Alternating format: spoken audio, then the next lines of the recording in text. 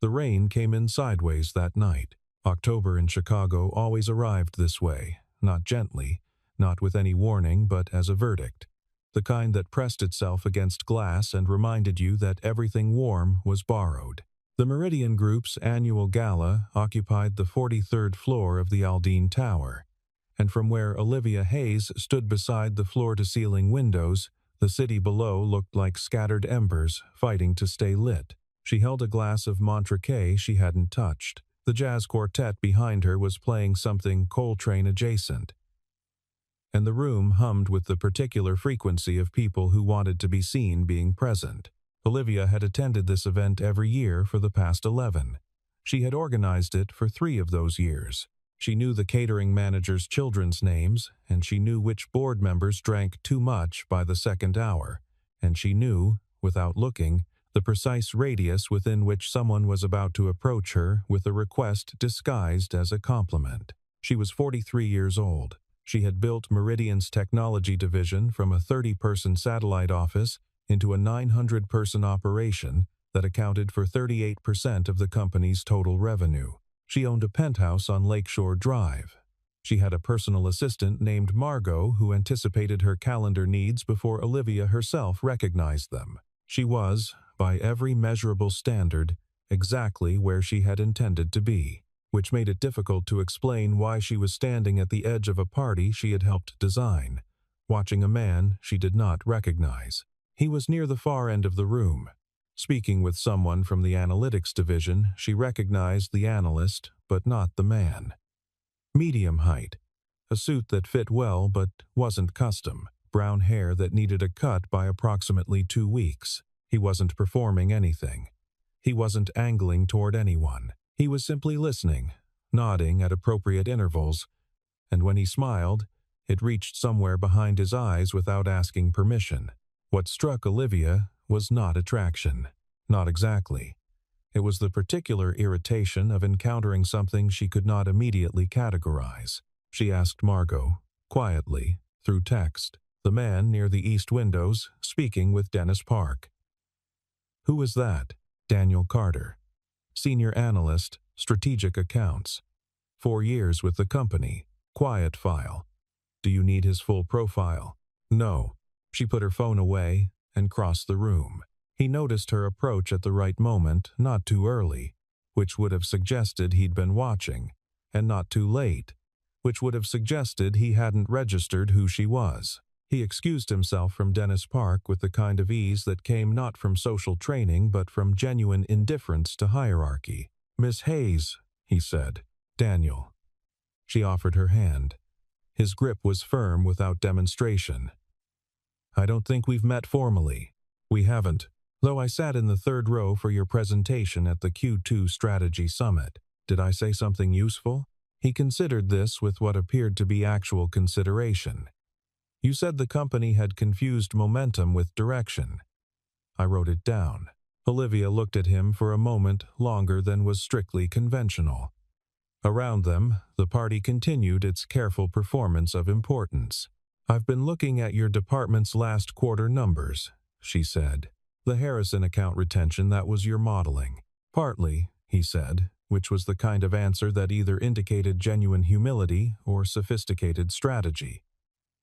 She couldn't yet tell which. They spoke for 20 minutes. About the Harrison account, about a structural inefficiency he'd identified in the client reporting cycle that she'd also noticed but hadn't yet acted on. He was precise without being pedantic. He asked one question that made her pause before answering. She noticed, somewhere around minute 17, that he hadn't once attempted to impress her, which was, in her experience, the single most effective way to do so. The rain intensified against the glass. The quartet transitioned into something slower. Olivia was not accustomed to saying things she hadn't planned to say. "Is my age a problem?" she asked. The question came out quieter than she'd intended. Not a flirtation exactly. More like something she'd been thinking and her voice had decided to release without consulting her. Daniel Carter did not answer immediately. He looked at her for one moment. Then, he looked at his watch. It was a plain watch, the kind that told time without apology. "I'm sorry," he said. And he meant it. She could hear that he meant it. My daughter is waiting for me. He set his glass down on the tray of a passing server, buttoned his jacket with one hand, and walked toward the elevators. Olivia Hayes stood by the window and watched him leave. She was not accustomed to being left. The Montrachet in her glass was still untouched. Outside, the city continued its argument with the rain. The jazz played on. Around her, people laughed and networked and performed their ambitions for one another. She stood very still and thought about a man who had looked at his watch. Not at her. At his watch. As if something else, somewhere else, mattered more. The jazz quartet finished their set. Around her, conversations renewed themselves. A man she half recognized from the legal division said her name and moved toward her with the familiar intent of someone who wanted a word about a budget allocation. She answered his question with the portion of her attention it required and did not let on that she was still thinking, beneath the professional surface of the exchange, about a plain watch and a man's steady hands and the particular dignity of someone who knows exactly where they need to be. She set her wine glass on the nearest table, untouched. She went home. On Monday morning, Olivia read Daniel Carter's personnel file. She did this quietly, before her 8 o'clock, with the door closed and her coffee cooling beside her keyboard.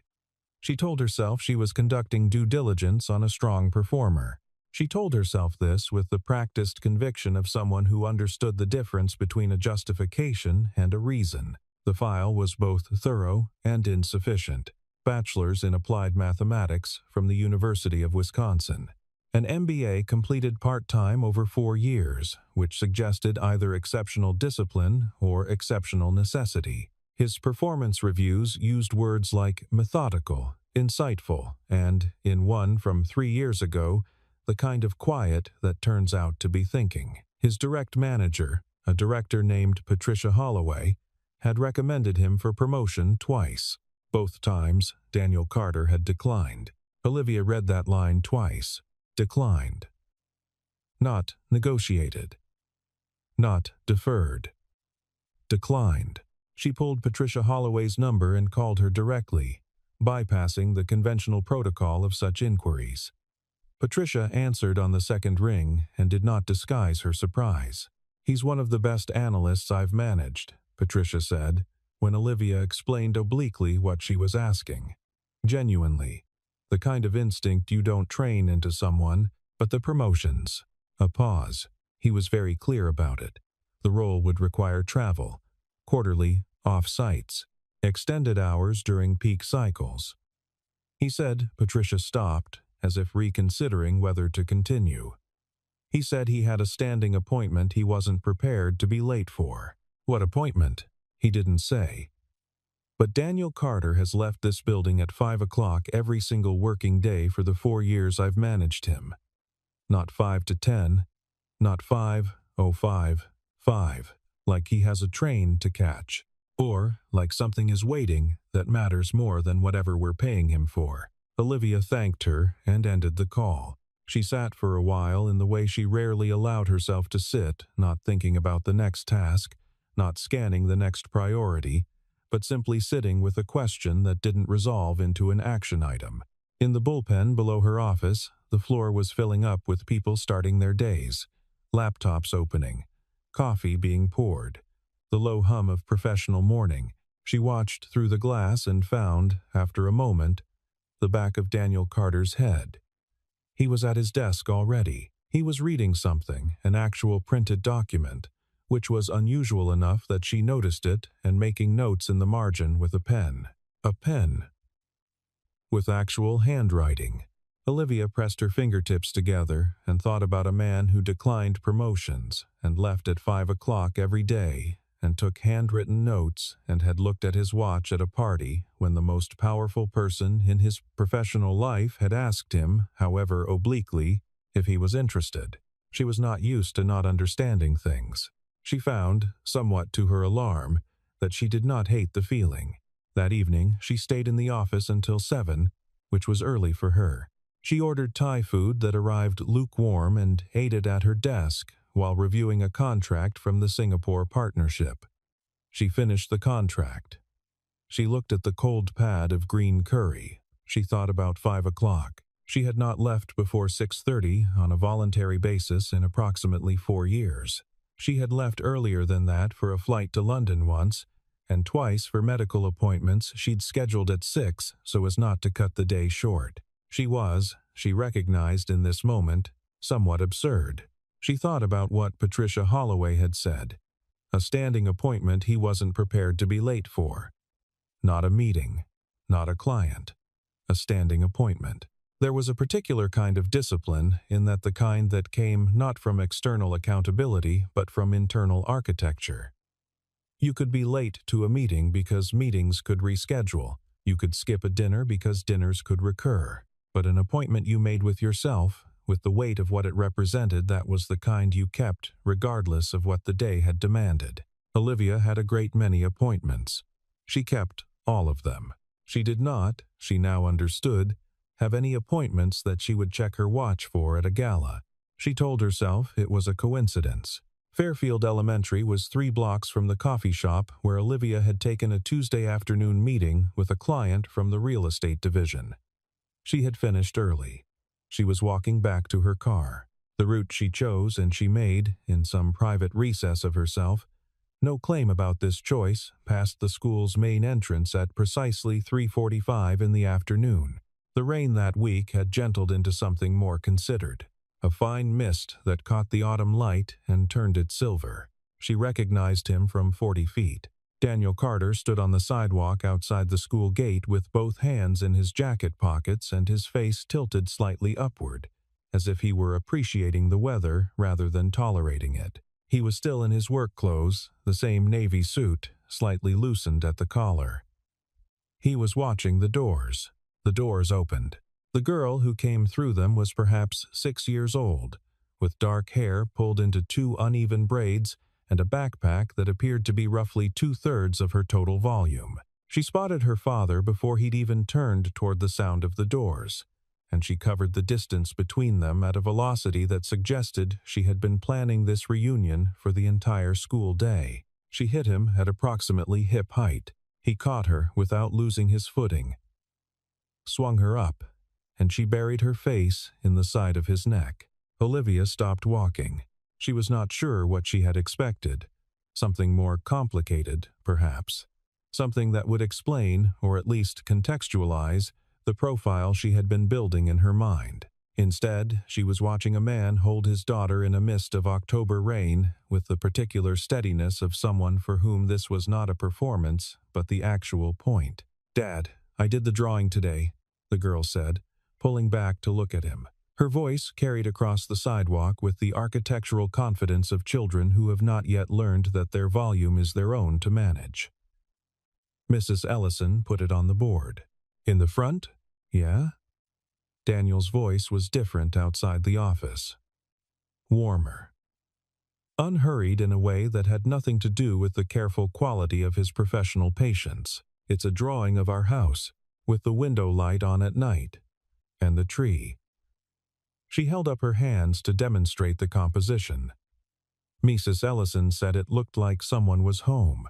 "That's because someone always is," Daniel said. He set her down, and she took his hand, and they began walking away from the school, the girl talking without punctuation about the drawing, and a boy named Oliver, who had knocked over the paint, water, and a song they were going to sing at the November concert.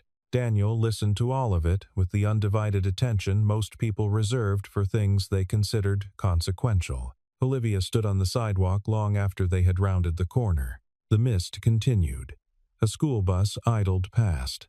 A crossing guard in a fluorescent vest nodded at her, as if it were perfectly ordinary to stand still on a public sidewalk in a $1,200 coat. She thought about her apartment. The penthouse, with its curated silence and its view of the lake and its absence of any drawings on any surface. She thought about leaving work at 5 o'clock every day. She thought about the tree in a child's painting, lit from inside. She walked back to her car and sat in it for 7 minutes before starting the engine. 3 weeks later, the Harrison group nearly walked. It happened on a Thursday afternoon, with the particular swiftness of crises that have been quietly building for months. Olivia was in a board meeting when Margot sent the message. Harrison's COO, a meticulous man named Stuart Bellamy, had called to express what he termed foundational concerns about the data integrity of the reports Meridian had been providing. He wanted a call in 2 hours. He had used the phrase, exploring alternatives. Olivia excused herself and walked directly to the strategic accounts floor. The room she entered was a controlled form of panic. Patricia Holloway was on a call. 2 junior analysts were rebuilding the data chain in real time. 3 directors were arguing about the origin of the discrepancy in voices calibrated to sound calm while being neither. Daniel Carter was at his desk. He was not on a call. He was not arguing. He was looking at a printed spreadsheet and a legal pad covered in his handwritten notation, moving between the two with the focused deliberateness of someone who had already located the problem and was now building the explanation for it. Olivia walked over.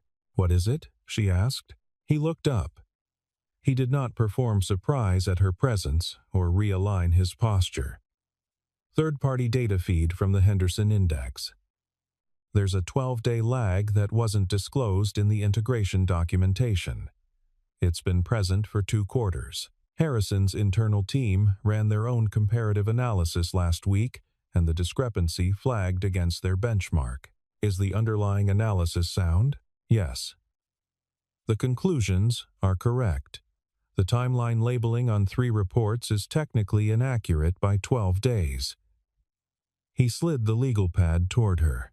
I've drafted a corrected disclosure and a methodology note that explains why the analysis remains valid. It also explains why the lag, while undisclosed, has not affected any strategic recommendations Harrison has made on our basis. Olivia looked at the legal pad. The reasoning was airtight. How long have you known about this? I identified it 6 days ago, when I was running the Q4 projection model. I flagged it internally. He opened a folder and showed her an email thread that had, apparently, been misrouted by a departmental inbox restructure and had never reached the relevant director. She looked at the thread. She looked at him. You could have walked this upstairs yourself, she said. I followed the reporting structure, he said. The reporting structure lost your flag for 6 days. Yes, that's a process problem worth fixing. Not an argument for circumventing the structure every time the structure has a gap. Olivia picked up the legal pad. She used Daniel's drafted note as the basis for the call with Stuart Bellamy that afternoon. The call lasted 40 minutes. Harrison did not walk. By the end of the conversation, Stuart Bellamy had thanked her for the transparency and extended their engagement by 18 months. At 4:58, she walked back to the strategic accounts floor. Daniel Carter was shutting down his workstation. You saved that account, she said. He looked at her evenly. I identified a problem and drafted a solution.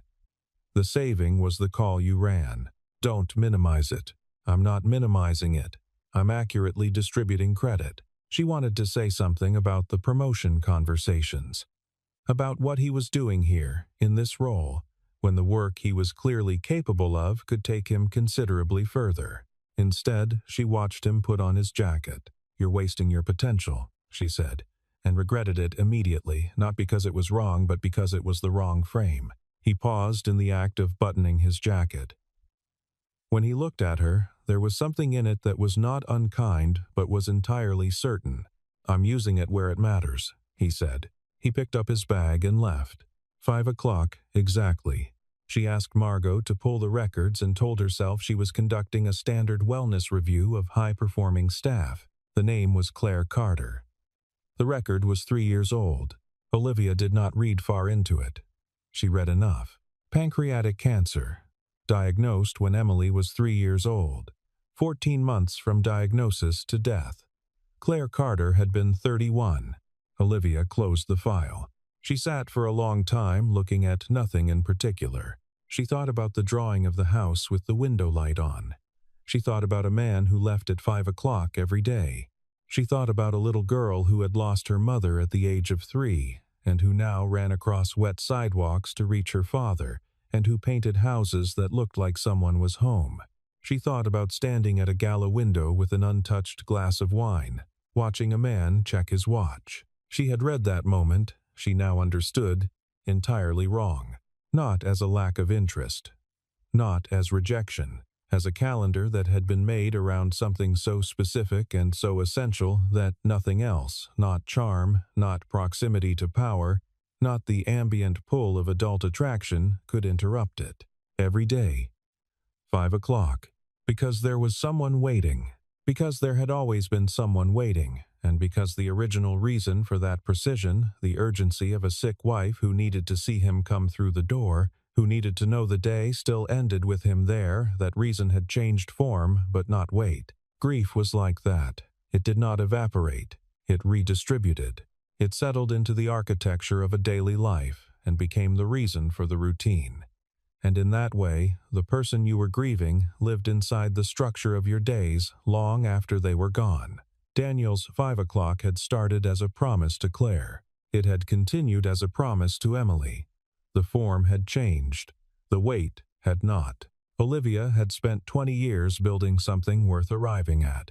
It had not once occurred to her to think about who would be waiting when she got there. She was still sitting with that thought at 6:30, when Margot knocked and asked if she needed anything before leaving.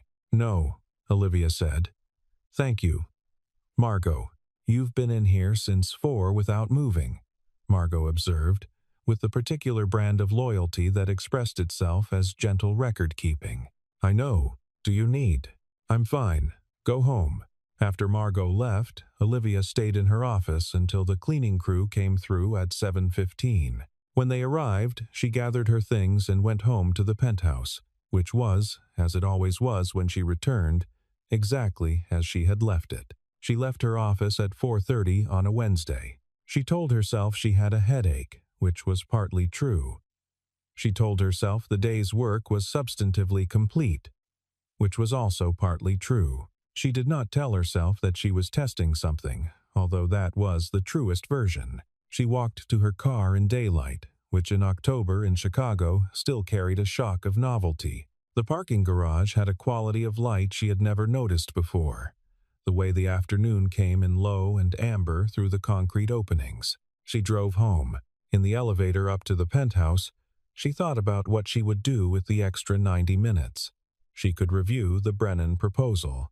She could call her friend Cecilia in New York, whom she hadn't spoken to in 3 weeks. She could do the stretching routine her doctor had recommended 6 months ago that she had never once done. She opened the door of her apartment. It was quiet in the way it was always quiet. She stood in the entry for a moment, coat still on, bag over her shoulder. The lake was bright through the windows. Everything was in its proper place. The apartment was beautiful, and she had chosen every single thing in it with intelligence and care. And it looked, in this particular light, at this particular hour, like the inside of a museum after closing time. She sat on the couch and looked at her hands. She thought about the dinner parties she declined, the calls with her sister that she rescheduled and eventually forgot to return, the man she had dated briefly 2 years ago who had told her, with genuine sadness rather than accusation, that he had begun to feel like an agenda item. She thought about Cecilia's children, who occasionally sent her drawings in the mail. Actual, physical drawings, in actual physical envelopes, which she placed on the refrigerator briefly, and then, feeling somehow unworthy of them, removed. She had built the architecture of a life in which there was nothing to interrupt, and no one to disappoint, and she had mistaken this for freedom. She had been wrong. She understood that now with a clarity that felt less like revelation than like reading the label on something she'd been holding the whole time. She had not built freedom. She had built an absence. And in the absence, nothing waited for her, not because nothing was worthy of waiting, but because she had, methodically and with great professional competence, removed all the reasons for anything to wait. She picked up her phone and scrolled to her sister's number. Her sister, Renata, lived in Portland with her husband and 2 sons and a large disorganized house that Olivia visited approximately once every 18 months and always left slightly earlier than planned because she did not know what to do with herself. Inside its comfortable chaos, Renata had never once criticized her for this. She simply left the door open. Olivia called her. Renata answered on the third ring with the unhurried ease of someone who had not been working at that hour. There was noise in the background, a television, something being dropped, a child's voice making an appeal. "Hey," Renata said, "hold on 1 second." And then, away from the phone. "Marcus, put that down. It's not yours. I don't care what Henry said." And then back. "Sorry. Hi." "Hi," Olivia said. A pause of the tender kind. "It's 8 o'clock on a Wednesday, Liv. I know. You never call on weeknights. I know that too." Another pause. Then Renata said, without inflection, "Are you okay?" Olivia looked at the lake. The lights of the city were on the water. "I think I've been making some decisions wrong," she said. "For how long?" "A while." "Okay," Renata said, with the specific gentleness of someone who has been waiting patiently for a conversation to become possible. "Tell me." Olivia talked for 40 minutes. Renata listened, asked 3 questions, made no judgments, and at the end said, "Okay," Olivia said. "I'll tell the boys. Marcus will attempt to show you a magic trick. It's not good, but you have to watch the whole thing." "I will." After she hung up, she felt lighter in the way you feel after setting down something you've been carrying so long you'd forgotten it had weight. She went to bed at 9:30, which was the earliest she had slept in years. In the morning, she made a decision. Fairfield Elementary's arts program had been cut from the district budget the previous spring. The school had been running its visual arts classes on donations of leftover supplies from a parent network and whatever the art teacher, a woman named Miss Pryor, could purchase from her own salary. Olivia knew this because she had asked. She had not asked in any official capacity. She had simply called the school's administrative office and spoken to a woman named Diane who handled development inquiries. And she had asked what the school needed. Diane, who had clearly been asked this rarely enough that it warranted a pause, had said that the arts program funding had been the most acute loss, followed by library acquisitions, followed by the equipment for the science room. Olivia made 3 transfers that afternoon. She listed the donor name as anonymous for the children. She told herself this was sufficient. The money would reach where it was needed, and that was the point, and whether anyone knew where it came from was irrelevant. She almost believed this. A month later, she received an email through the school's general inquiry form. It was from Miss Pryor. "Dear anonymous donor, I wanted to write to say that the restoration of our art supplies has changed something very particular in my classroom this semester. I have a student, I won't name her, of course, who has a genuine gift. She was working with the ends of pencils before.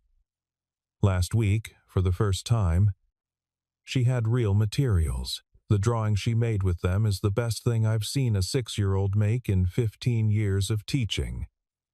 Whatever your reason, it was the right one." Olivia read the email 3 times. She wrote back, "Please tell her she should keep going." She did not sign it. 2 weeks later, she called the school and asked Diane whether they accepted classroom volunteers for administrative support. Diane, again, paused. She began going on Tuesday afternoons. The first Tuesday was awkward in the specific way that Olivia's professional life had, for 20 years, systematically protected her from. She was introduced to 3 teachers, shown a supply room, and asked to sort donation boxes, while a 3rd-grade class had music down the hall. She sorted the donation boxes and did not speak to anyone and drove home. The second Tuesday, a girl came into the supply room while she was there. She recognized the uneven braids before she registered anything else. Emily Carter was looking for construction paper for a project. She looked at Olivia with the frank assessment children deploy before social training intervenes. "You're very tall," Emily said. "I am," Olivia agreed. "Are you a teacher?" "No. I'm helping with the supply room." Emily considered this. "My dad helps with things too," she said. "He fixed the Hendersons' porch last month. He said if you can do a thing, you should. She found her construction paper and left. Olivia stood in the supply room for a long moment after she went. Something had shifted. She couldn't have described it in terms precise enough for a board presentation.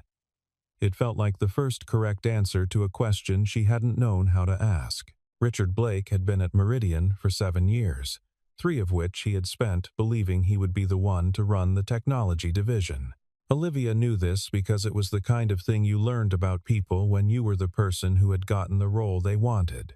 She did not hold it against him. Ambition misdirected was a management problem, not a character flaw. She had managed it accordingly. What she had not anticipated was Richard choosing this particular month, with its particular vulnerabilities, to escalate from managed frustration to active interference. It began as a murmur. An executive assistant she trusted mentioned, neutrally, that Richard had been having long lunches with 2 of the board's outside advisors. Then Patricia Holloway told her, carefully, that a rumor was circulating on the senior director level, something about Olivia's personal involvement with a member of her staff, something about the implications for workplace governance. Olivia listened to this without expression. "Where is it coming from?" she asked. Patricia's pause said everything the words wouldn't. Richard had dinner with Gordon Ashby last week. Olivia spent 24 hours saying nothing. On the second day, Daniel came to her office. He knocked once, entered when she didn't respond, and closed the door behind him. He stood across from her desk in the way people stood when they had decided to say something difficult and were organizing the order of it. "I know what's circulating," he said. "I know that you know. I want to say something about it. Daniel, I'm going to transfer divisions," he said. "Patricia has already agreed to facilitate it. It would remove any basis for, you're not going to do that." The certainty in her voice surprised them both. "Olivia, you're not going to reorganize your professional life around a rumor that Richard Blake manufactured to manage a grievance that has nothing to do with either of us." She leaned forward.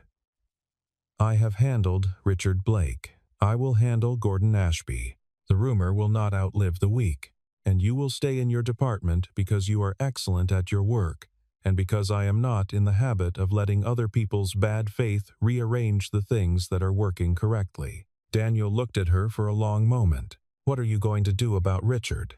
he asked. "I'm going to have a conversation with him," she said, "that he will remember as the day he decided to redirect his ambitions constructively. Will that actually work? It will work because I will make it work." She picked up her pen. He was quiet for a moment. "I know it isn't." He started to leave. "Daniel." He stopped. "Thank you for coming in. Most people wait to see which way it falls." He looked at her steadily. "You're not most situations," he said. He left. She picked up the phone and called Richard Blake's assistant to schedule a meeting. The conversation, when it happened, was quiet and specific, and it ended with Richard Blake understanding, with perfect clarity, that his future at Meridian would be shaped entirely by the quality of his contributions going forward. He thanked her. She thanked him. They shook hands. He did not create further problems. Emily Carter's school concert was a Tuesday evening in November. The invitation arrived. Daniel had written it by hand on a card with a small drawing on the front, which she realized with some delay had been made by Emily on a Monday. It said, "The second grade is performing. There will be hot chocolate in paper cups. If you'd like to come, we'd like you to." Olivia held the card for a long time. She had 6 things scheduled for Tuesday evening. She moved all 6 of them.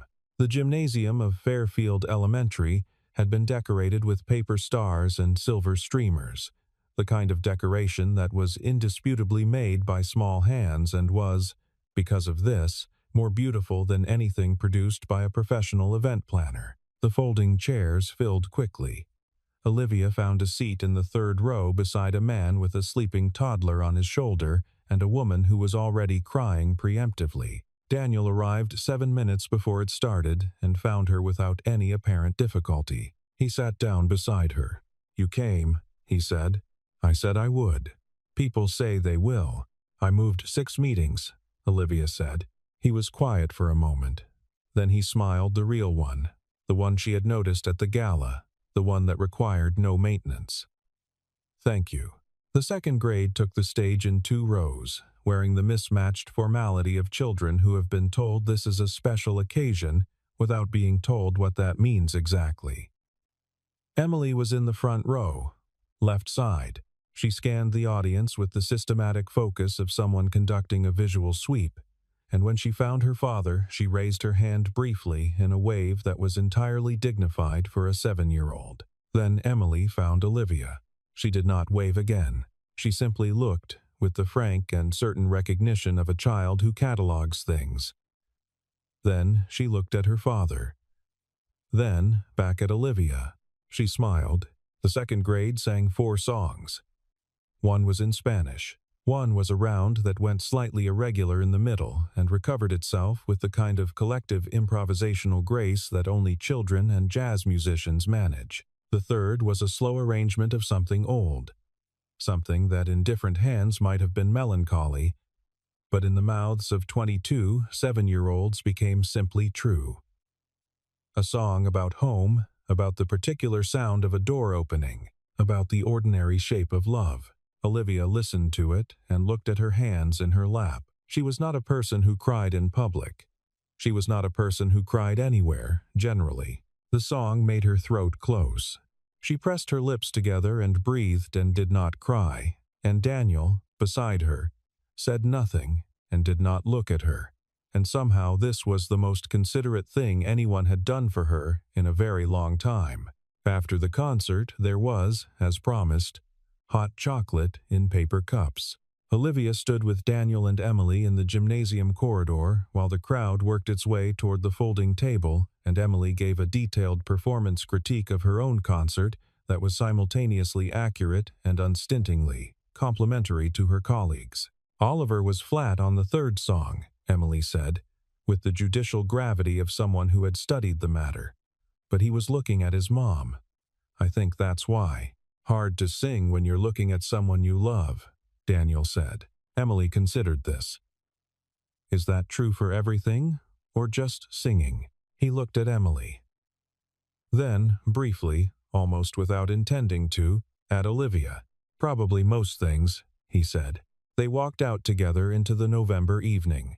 The mist had returned, softer now, without the October edge. Emily walked ahead of them by a few feet with the confident independence of a child who knows her radius exactly and never exceeds it.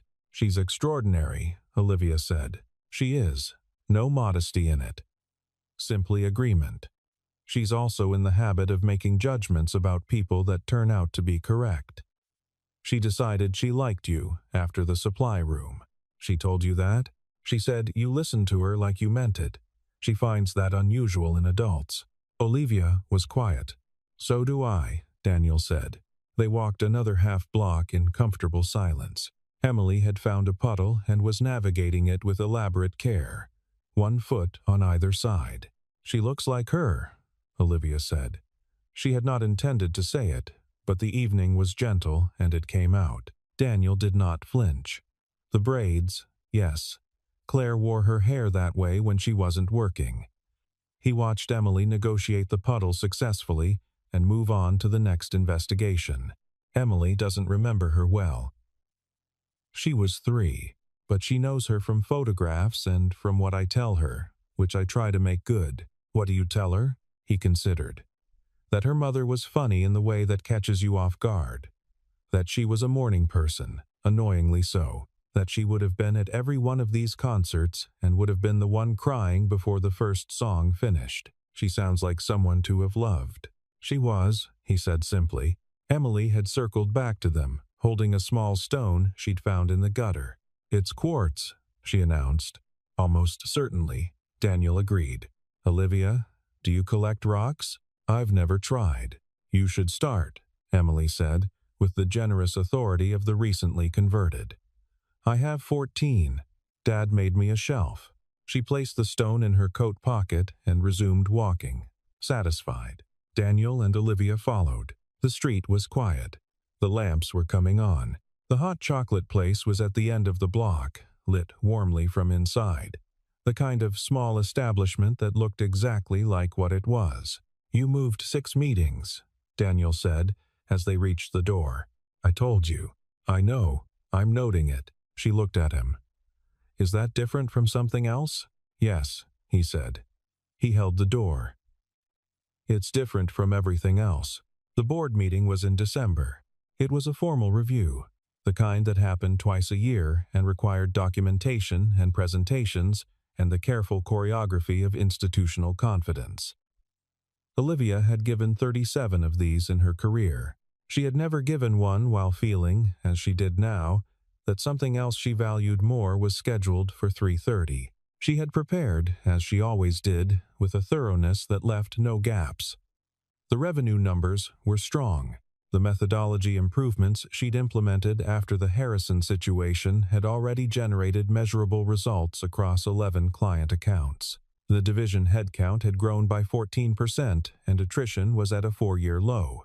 She had slides for all of it. What she had not prepared was the particular feeling of sitting across from a conference table full of men and women who were evaluating her life's work while she was, simultaneously, evaluating something they couldn't see. She delivered the presentation with her usual precision.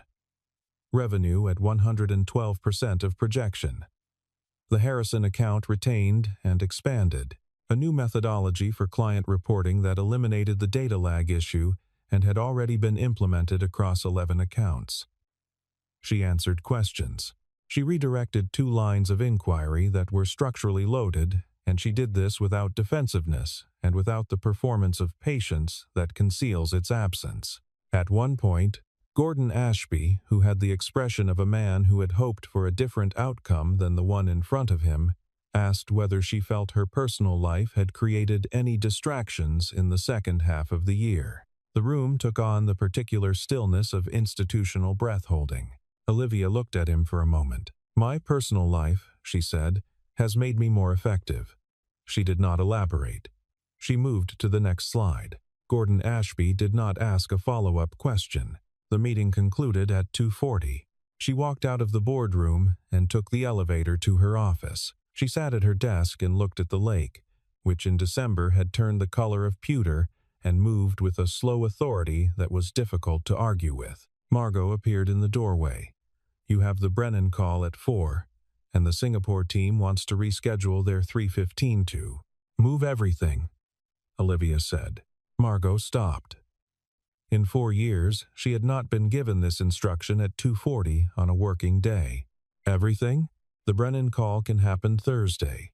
Singapore can have Friday morning. Move everything between now and end of day." Margot looked at her with the particular expression of someone updating a very long-running assumption. "Should I give a reason?" "Tell them I have a standing appointment," Olivia said, "that I'm not prepared to be late for." Something shifted in Margot's face. Not surprise exactly. Something warmer. "I'll take care of it," she said. Olivia put on her coat. She had spent 20 years measuring success by what she had built. She was still proud of what she had built. She had not become confused about that. The division was real, and the work was real, and the people whose careers had developed under her leadership were real, and she did not dismiss any of it. Achievement was not the problem. Exclusivity was the problem. The operating assumption that achievement was the only currency that mattered, that everything outside the professional frame was deferral rather than life. She thought about Claire Carter, who had been 31 and had not gotten to choose her deferral. She thought about Emily painting a house with the lights on. She thought about a man who had learned, the hard way and too young, that 5 o'clock was a commitment to something irreplaceable, and who had organized his entire life around that knowledge ever since. At 3:15, she stood up, put on her coat, and told Margot she was leaving for the day. Margot looked at the clock. She did not say anything, which was the most eloquent thing she could have done. The school was quiet when she arrived. She was early. She stood at the gate in the December cold and watched the street and thought about nothing specific, which was new for her and which felt, surprisingly, like something she might learn to do. A crossing guard she had seen before, A broad-shouldered man named Gerald, who wore the fluorescent vest with the dignity of someone who understood the importance of the post, raised a hand at her. She raised her hand back. She had been coming often enough to be recognized. This was not a small thing. The door opened at 3:40. Emily came through it at the velocity she always deployed for this reunion, and she pulled up short when she saw Olivia at the gate. She looked at Olivia. She looked at the school door behind her. She looked at Olivia again. "You're here," Emily said. "I am. Dad's coming." "I know." Emily processed this with the executive function of a child running a fast probability model. Then she walked over and took Olivia's hand with the matter-of-fact directness of someone who has decided and acted on the decision, and sees no reason to discuss it further. They stood at the gate together. "Is today special?" Emily asked, after a moment. Olivia considered this with the seriousness it deserved. "I think so." "Why?" "I moved some things around so I could be here." Emily looked up at her with Claire's dark eyes in a face that was learning, daily, what it intended to become. "That's what Dad does," she said. "He moves everything so he can be here." "I know," Olivia said. "I noticed." Emily nodded, as if this were a reasonable response, and turned back to watch the gate. Daniel arrived at 3:44, slightly early, she noted, which meant he'd left the office before 5 and he saw them from down the block, his daughter and this woman standing together at the gate in the December cold. He slowed his pace for exactly 1 step, then continued. When he reached them, he looked at Olivia with an expression she had not seen on him before. Something careful with a door open in it. "You're here," he said. "You said that already," Emily told him, with authority. Olivia smiled. It was the real kind, unscheduled, uncalibrated. "I had a question," she said. "All right, at the gala. I asked if my age was a problem. You didn't answer." The corner of his mouth moved. "I had to leave." "You did. But now you don't." He looked at her for a moment in the December light. Emily had noticed a leaf on the sidewalk and was inspecting it with the intensity she brought to all investigations, and was therefore temporarily occupied. "No," he said. "Your age was never the problem." "What was?" He was quiet for a moment. Not the evasive quiet. The thinking kind. "Timing," he said. "The timing wasn't right. You were in one life and I was in another, and the distance between them was the kind that doesn't close by wanting. And now?" He looked at Emily, still crouched over her leaf. He looked at Olivia. "You're standing at a school gate in December," he said. "That's a different kind of answer." Emily stood up.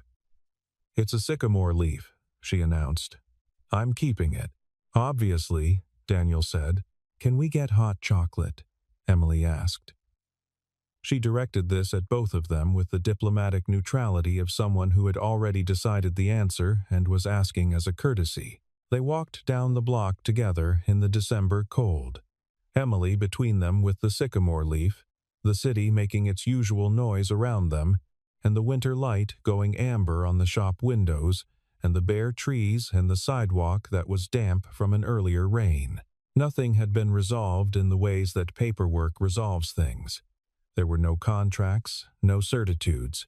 There was a man who kept his promises and a woman who was learning what to promise, and a small person between them carrying a leaf with the gravity it deserved. Olivia did not check her phone. She walked. Somewhere behind her, the office was still there, and the board and the numbers and the work she was proud of and would return to tomorrow. But not now. Now the light was gold on the street and the hot chocolate was 2 blocks away, and someone was talking about the precise number of points on a sycamore leaf, and the world, for the length of this walk, was the size it needed to be. She thought, briefly, about the question she had asked at a party in October. "Is my age a problem?" She had meant it several ways when she asked it, as curiosity, as vanity, as the particular vulnerability of a powerful woman testing the temperature of a room she could not fully control. She had not known, when she asked it, that it would become the question that opened something. She understood now that age had nothing to do with it. It had been about what she was oriented toward, what she was building, and for whom, and whether anyone would be there when she arrived. The answer was getting clearer. Emily reached the door of the coffee shop and pulled it open with both hands and looked back at them with the expression of someone who has been patient long enough. "Come on," she said. They came.